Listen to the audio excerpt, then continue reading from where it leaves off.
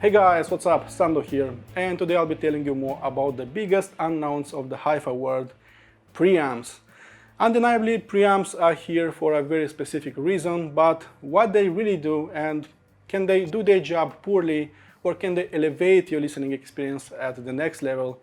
Do you really need a preamplifier if you already have a DAC with a volume control? That is a very good question which I'll try to answer today. So a preamp is actually a preamplifier that is amplifying the weaker signal that is coming from your source by increasing its voltage and prepared for the next stage, for the power amplifier that follows. A preamplifier can start its life as a simple volume control, and that is actually called a passive preamplifier. Older preamplifiers are also somewhat more interesting to me because they have a lot more features like tone controls, like a low-pass filter, so you can add a subwoofer. They can have a high-pass filter and other features like dimming, muting, stereo to mono conversion, and so on. But the more features a preamplifier is having, the less clean, less transparent the signal would be. Hence, newer preamplifiers don't have any of that. You should also know that preamp manufacturers might have very different approaches, very different philosophies behind their products. Some might want to color your sound by adding a tube stage or a Class A transistor stage, while others don't want to color your music in any way and leave it as transparent as possible. And I'm using this kind of preamplifier for the last 2 years or so, and it's called Benchmark HPA4 that you can see right here. And recently Topping released their new preamplifier by the name of Pre90 that you can see right here. That is actually challenging the performance of the HPA4. Which I'll compare them later on. Topping also released an extender for it that is called Ext90, and I was given the honors for a world first review for these 2 units, so let's get this party started. Design-wise, Pre90 and Ext90 are using exactly the same cases of the X7 Pro, D90 and D90 MQA units. I liked the small form factor and build quality of those units, and the same can be said about today's review units. They have a really small footprint, so you can easily integrate them into tight spaces as office desks or tiny living rooms. Putting them under D90, you are getting a beautiful triple topping stack. Only a power amplifier is missing from the equation for a complete topping hi-fi package, and maybe that would happen sooner than later. As for controls, on the front plate of Pre90 you'll just find a single on-off button that also works as an analog input selector. In the middle there's a monochrome OLED screen, and on the right you'll find an advanced volume control based on high-performance analog relays. On the back, Pre90 will offer you a pair of RCA and XLR inputs and the same number of analog outputs.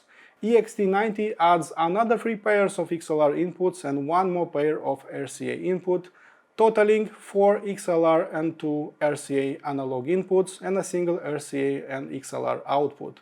I'm extremely happy that Topping added multiple XLR inputs so I can easily compare 4 DACs in the same loudspeaker setup.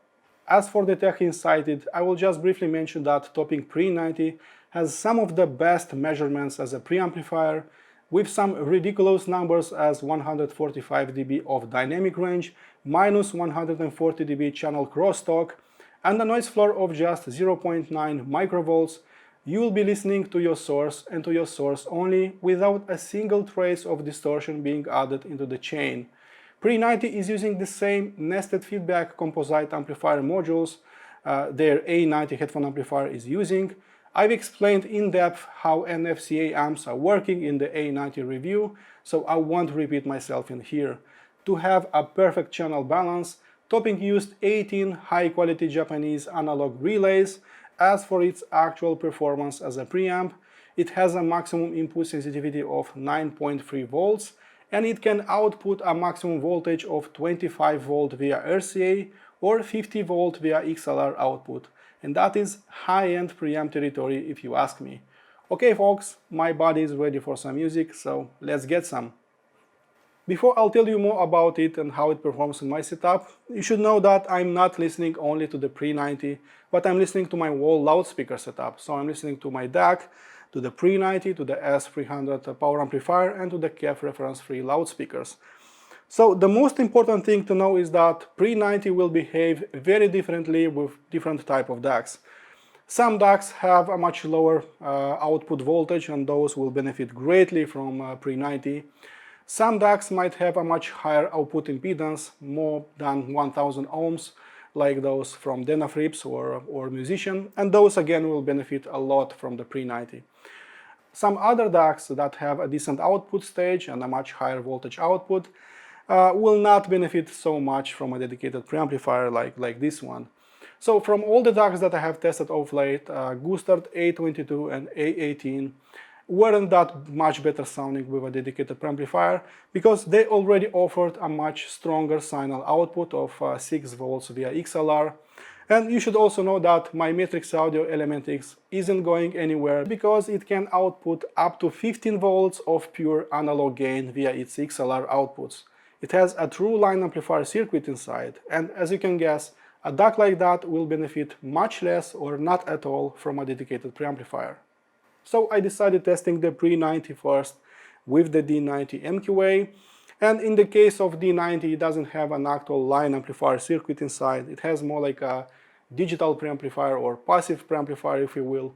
So Pre90 should definitely improve the performance of the D90 if high-end power amplifier is following, and then of course some revealing loudspeakers. Pre90 didn't increase the noise level. In my setup it didn't land an uppercut to the transparency and overall cleanness of the D90. It sounded exactly as transparent and as clean, while completely changing the scale, the soundstage and the control of those metallic drivers of reference free. Pre90 added a much more needed focus in my room, like I magically treated my room with some invisible acoustic treatments. I had simply less distortion and a much clearer picture in front of me. So I started listening to the newest album of Soin Imperial, and with Pre90 in my chain I had this weird feeling that I had taller ceilings in my room, so it simply sounded taller and a little bit wider.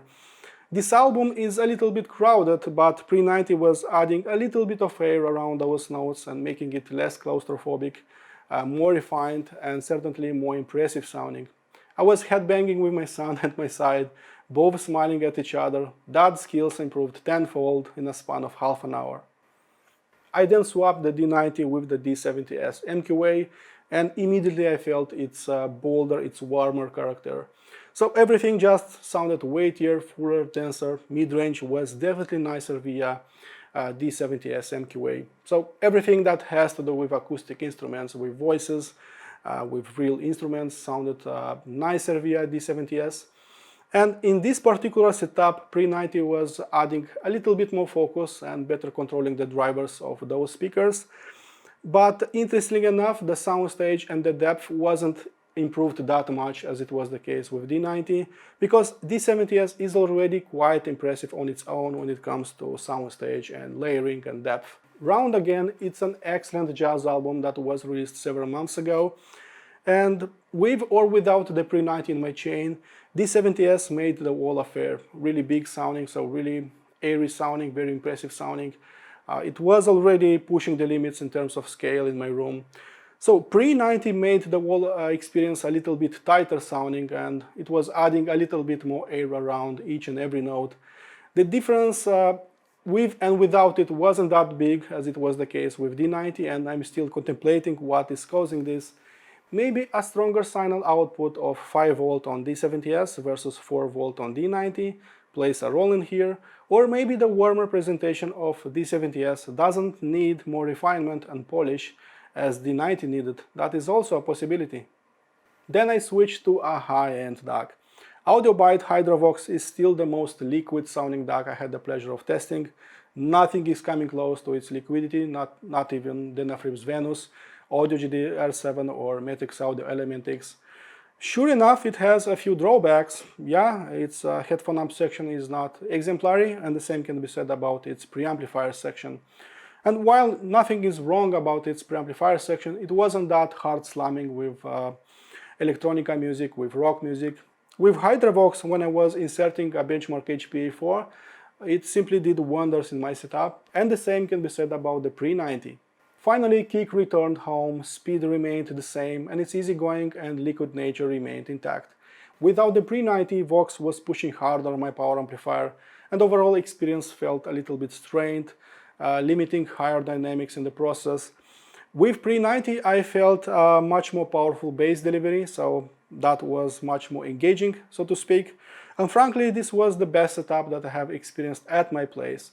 HydraVox with Pre90 sounded like live music, like everything is happening right now. It sounded like digital vinyl to me. I then switched to the Matrix Audio Element X. Now, here's the deal. I purchased the Element X mostly because it's a great 3-in-1 device. So its streamer, DAC and preamp sections are really top-notch. I can complain about its app, Matrix Audio app, that sometimes glitches with my smartphone, but its digital and analog sections are really top-notch. So Element X does indeed have a true line amplifier circuit inside, and it can offer up to 15 volts of pure analog gain on its XLR output. And that works as magic with my power amplifiers and basically with all power amplifiers. Adding a Pre90 in my chain, honestly not a lot of things are changing. So what was very clear on the D90, D70S and AudioByte HydraVox was a guess game on the Element X. So personally, I wouldn't use a dedicated preamplifier with Element X. Sometimes I'm using one just to have some better video B-rolls, but seriously now, Pre90 wasn't improving the listening experience with this particular DAC. So as you can see, it really depends on what DAC are you using with a preamplifier and what power amplifier is following, what loudspeakers you are using. The lesson is quite simple. So if your source has a much higher output impedance, higher than 200 ohms, let's say so, and that offers a much weaker signal via its RCA and XLR output, then Pre90 would be seriously upgrading the sound of those units. There are also DACs that don't have volume controls whatsoever, and with those units you have basically two options. You can go with integrated amplifiers, or you can go overkill with preamp plus power amplifiers. DNF and Musician R2R DACs do also have a very high output impedance of 1250 ohms via XLR, and Pre90 would be seriously upgrading the sound of those units. I have also compared it with the most transparent sounding preamplifier money could buy, Benchmark HPA4, but since I'm not into long and boring reviews, please check out that detailed comparison that I put below. It's on chapter 6 and it's one click away. As for the conclusion, finally you know what is a preamplifier and if you need one or not. You should know that most audio manufacturers are not putting a strong output stage or an actual line amplifier circuit in their DACs, and with such units a dedicated preamplifier would do wonders and would boost their performance to the next level. Since Pre90 is the definition of linearity and transparency, its price point is fully justified, and considering that it stood shoulder to shoulder with much pricier preamplifier, I actually find it dirt cheap for what it is and how it performed in my stereo, and I'm curious to know how it performs in your setups, so leave some comments. Okay guys, my full in-depth review is waiting on my website. In case you want to support this channel, please subscribe to it, and as usual, listen to my music, be positive, and I'll see you next time. Cheers, bye bye.